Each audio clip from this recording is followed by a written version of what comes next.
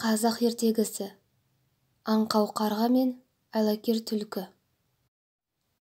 Қалың орманды қақ жарып аққан өзеннің жағасын бір ауыл жайлапты. Сол ауылда бір аңқау кемпір болған екен. Ол күнде ірімшік қайнатып, үйінің төбесіне жайып қояды.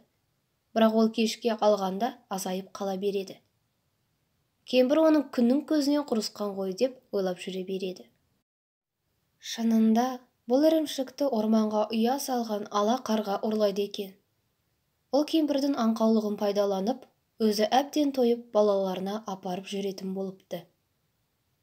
Бір күні бұрынғы дағдысы бойынша ірімшікті тойып жеп, артығын үйіне ала қайтады.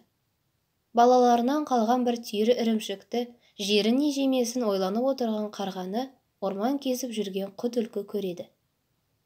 Түлкінің көзі жайнап, аузынан сілекейі шұбырып, ағашты айнала береді. Басына шығуға дәрмені жоқ. Ақырында ол ойлап бір амалын табады.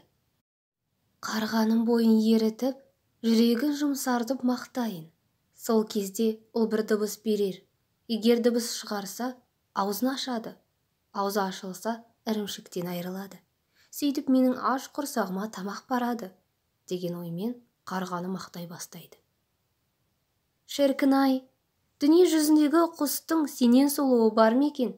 Маңдайың жалтыр қара, ішің толған ақыл өзің дана, қанаттарың гауһардай жарқырайды, екі көзің танадай жалтырайды. Бар сұлулық бір өзіңнің бойыңа қалай ғана үйлесіп жараса кеткен? Құйқылжыған даусың қандай тамаша.